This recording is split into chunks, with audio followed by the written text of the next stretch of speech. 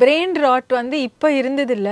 ரொம்ப நாளா இது வந்து தொடர்ச்சியா நடந்துட்டு இருக்க ஒரு விஷயம். இன்டர்நெட் அடிக்ஷன்னு சொல்லி ஏற்கனவே அதை காயின் பண்ணிட்டாங்க. அது ஒரு மனநோய். இன்டர்நெட் மேல, மொபைல் போன்ஸ் மேல, சிஸ்டம்ஸ் மேல ஒரு சார்பு தன்மை, அதாவது அது இல்லாம என்னால இருக்க முடியல. தயவு செய்து நினைவில் கொள்ளுங்கள், மூளை வந்து ஒரு சார்பு தன்மைக்குள் போகுது. அது என்ன பண்ணுதுன்னா கொஞ்சம் கொஞ்சமா அழுக ஆரம்பிக்குது. நிறைய இடத்துல அதன் செயல்பாடுகள் இழந்து விடுகிறது.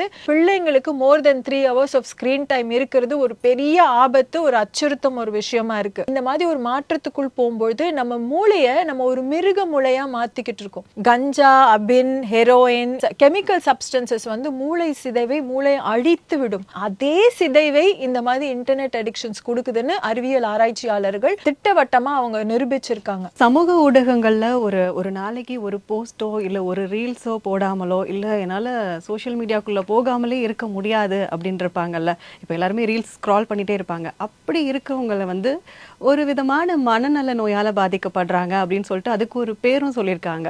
அந்த பேர் வந்து பிரெயின் ராட் அப்படின்னு சொல்றாங்க. என்னடா இவ்வளோ நாள் இல்லை, இப்போ என்ன இந்த பிரெயின் ராட் எங்க இருந்து வந்தது அப்படின்னு பார்த்தா ஆக்ஸ்போர்ட் யூனிவர்சிட்டி ஆஃப் பிரஸ்ல வந்துட்டு word of the year for 2024 வந்து இந்த பிரெயின் ராட் அப்படின்னு தான் சொல்லியிருக்காங்க.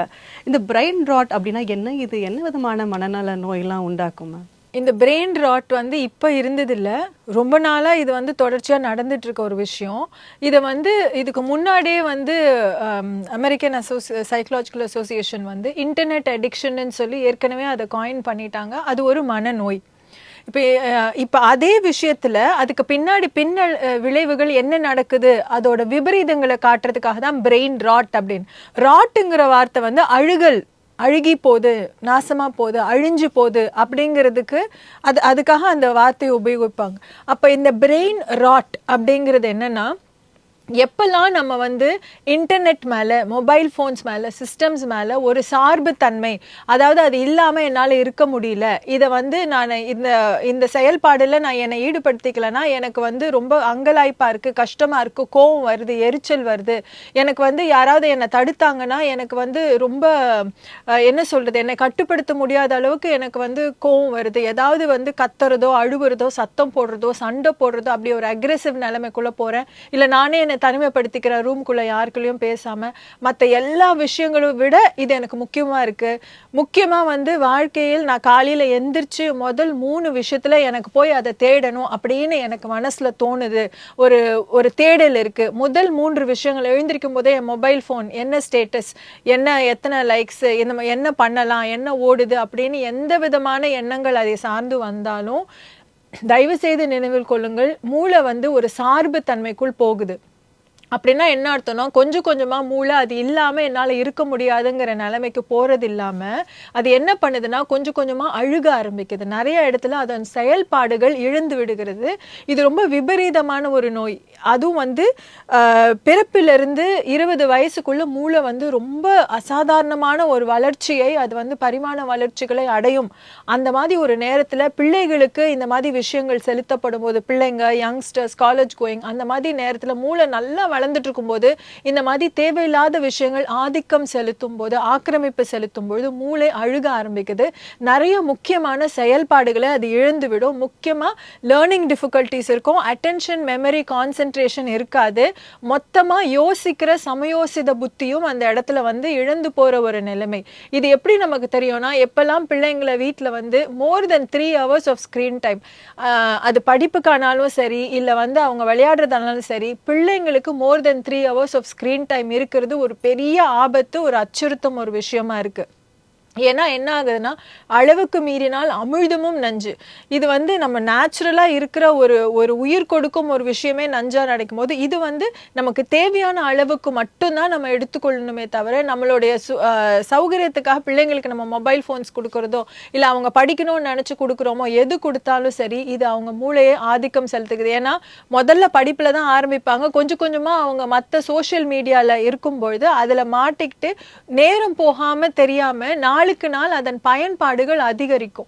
இப்போ மறுபடியும் நான் என்ன விஷயத்த வந்து சொல்றேன்னா, இங்க இதை பார்த்துட்டு இருக்கும்பொழுது யாரெல்லாம் இந்த காணொலியை பார்த்துட்டு இருக்கீங்களோ, மொபைல் ஃபோன் நான் கொஞ்ச நேரம் எடுக்காம இருந்தா எனக்கு வந்து ஒரு தடுமாற்றம் ஏற்படுகிறது, ஒரு படபடப்பு ஏற்படுகிறது, என்னோட என்ன சிந்தனைகள் அங்க இருக்கு, என்ன வந்திருக்கோம் அப்படின்னு உங்க மைண்ட் டிஸ்ட்ராக்ட் ஆனா கூட அது ஒரு பெரிய அபாய ஒலியை நீங்க வந்து ஞாபகம் வச்சுக்கணும். ஏன்னா ஏதோ ஒரு இடத்துல ஒரு சார்பு தன்மைக்குள் போகுது. இது வெறும் ஒரு உடல் ரீதியான மாற்றம் மட்டும் கிடையாது, மன ரீதியான மாற்றம். நல்லா தெரிஞ்சுக்க வேண்டியது என்னன்னா, இந்த மாதிரி ஒரு மாற்றத்துக்குள் போகும்போது நம்ம மூளையை நம்ம ஒரு மிருக மூளையா மாத்திக்கிட்டு இருக்கோம். ஏன்னா இந்த மாதிரி ஒரு இன்டாக்சிகேட்டட் ஸ்டேட்ல, ஒரு சார்பு தன்மைக்குள் அந்த இடத்துல நம்ம பார்த்தோம்னா, குழந்தைங்க மொபைல் போன்ஸ் கொடுக்கல, இல்ல நம்ம புடுங்கி வச்சுக்கிட்டோம், இல்ல நீ பார்க்க கூடாதுன்னு யாராவது ரெஸ்ட்ரிக்ட் பண்ணும்போது பயங்கரமான ஒரு கோபம் வரும், ஒரு வீரியம் வரும், ஒரு எரிச்சல் வரும். நம்ம ரொம்ப செல்ஃப் டிஃபென்சிவ் ஆகி எக்ஸ்பிளனேஷன்ஸ் கொடுப்போம், அழுவோம், கத்துவோம், திங்ஸை உடைப்போம். இந்த மாதிரிலாம் ஏன் பண்றோம்னா, அதன் மீது ஒரு சார்பு தன்மையை நம் மூளை நமக்கு ஏற்படுத்துகிறது. இது பெரிய ஒரு அபாயகரமான விஷயம். ஏன்னா இந்த மாதிரி ஒரு இன்டாக்சிகேட்டட் ஸ்டேட்ல நம்ம பிரெயின் என்ன பண்ணும்னா, நம்மளோட இமோஷன்ஸை தாண்டி, நம்மளோட சிந்தனைகளை தாண்டி நம்மளோட மிருக மூளை மட்டும்தான் வேலை செய்யும். அந்த நேரத்துல மிருகத்துக்குரிய ஒரு சுபாவம், சுய செல்ஃப் கிராட்டிஃபிகேஷன், எது தனக்கு சுய இன்பம் தருதோ, சந்தோஷம் தருதோ, அந்த மாதிரி விஷயங்களை மட்டும்தான் அதை தேடுமே தவிர, நான் உணர்வு பூர்வமா யோசிக்கிறதோ இல்ல அறிவு பூர்வமா யோசிக்கிற எல்லாமே அந்த நேரத்துல சஸ்பெண்ட் ஆயிடும். அதனாலதான் நிறைய விஷயங்கள் இந்த இன்டர்நெட் அடிக்ஷனோட சேர்ந்து இருக்கு. இது பின்னாடி மூளை சிதைவை ஏற்படுத்துகிறது, சீரழிவை ஏற்படுத்துகிறது. வளரும் பருவத்தில் ஏற்படுகிற மூளையில சில சீரழிவுகள், சிதைவுகள் மீளாம தன்மைக்கு மேலாக போய்விடுகிறது. அதாவது ஃபார் லைஃப் அவங்களுக்கு அந்த டேமேஜ் இருக்கிற மாதிரி அது ஒரு கேட்டை விளைவிக்கிறது. அதனாலதான் இவங்க வந்து இப்படி ஒரு சீரியஸான ஒரு விஷயம், மூளை அழிகிற ஒரு விஷயம், சமுதாயத்தை அழிக்கிற ஒரு விஷயம், நம்ம அன்றாடம் பிள்ளைகளுக்கு இது வந்து பரவாயில்ல அப்படின்னு நம்ம எதேர்ச்சியா கொடுக்கிற விஷயங்கள் எப்படி நம்ம குழந்தைகளோட மூளையை மழுங்கடிக்கிறதுன்னு இந்த விஷயத்துக்காக முக்கியத்துவம் கொடுக்கறதுக்காக தான் இந்த பிரெயின் ராட்ங்கிற விஷயத்த அவங்க பதிவு செஞ்சிருக்காங்க. இதுக்கு நம்ம முக்கியமா பண்ண வேண்டிய விஷயம் என்னன்னா, எது பண்ணக்கூடாதுன்னு சொல்றது, தவிர்க்க வேண்டியது எவ்வளவு முக்கியமோ அதை விட நல்ல வழியில எப்படி அவங்களை செலுத்துவது என்பது ரொம்ப ரொம்ப முக்கியம். பிள்ளைகளுக்கு நல்ல சென்சரி மோட்டர் ஸ்டிமுலேஷன், இன்டகிரேஷன் இருக்கணும்.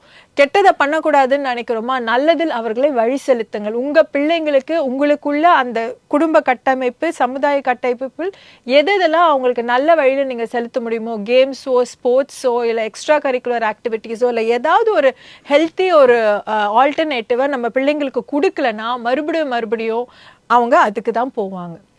அதனால எதை பண்ணக்கூடாதுன்னு சொல்றது முக்கியமோ அவங்களுக்கு நல்லதில் வழிவகுத்து கொடுத்து, நல்ல நேரங்களையும் நல்ல சம்பாஷணைகளையும் இன்பமான நேரங்களையும் ஏதோ ஒரு விதத்தில் உங்களால் எப்படி கொடுக்க முடியுமோ அதை மட்டும் நீங்கள் செஞ்சீங்கன்னா, இல்லைன்னா குழந்தையோட மனசு மறுபடியும் யங்ஸ்டர்ஸோட மனசு அதுக்கு தான் போகும்.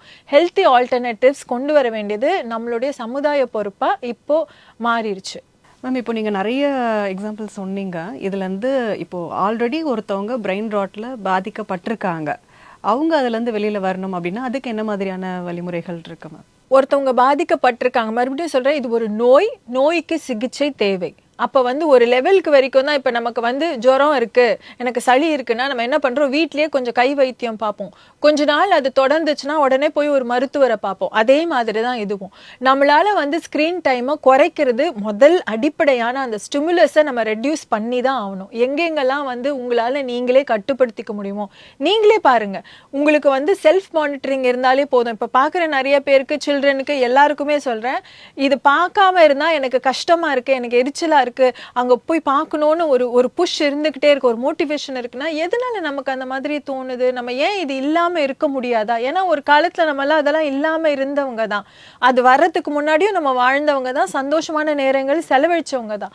ஏதோ ஒரு இடத்துல எனக்கு இது வந்து என்னை கண்ட்ரோல் பண்ற அளவுக்கு நான் இடம் கொடுத்துருக்கேன் அப்படிங்கறத புரிஞ்சுக்கிட்டு நம்ம ஸ்கிரீன் டைமை ரெடியூஸ் பண்ணி தான் ஆகணும். ரெடியூஸ் பண்றதை விட ரொம்ப முக்கியம், அந்த நேரத்துல ஏதாவது பிரயோஜனமா உங்களுக்கு மனசுக்கு சந்தோஷம் தர்ற, உங்களுக்கு மீனிங்ஃபுல்லா இருக்கிற விஷயங்களை பண்றது தான். அந்த மாதிரி விஷயங்களில் பெற்றோரும் சரி, நம்மளை சுற்றி இருக்கிறவங்களும் சரி, நம்ம அந்த மாதிரி ஒரு கட்டமைப்புக்குள் நம்மளை வழிவகுத்துக்கிட்டா மட்டும்தான் நமக்கு இந்த மாதிரி தேவையில்லாத சந்தோஷமான விஷயங்களை நம்ம அவாய்ட் பண்ண முடியும்.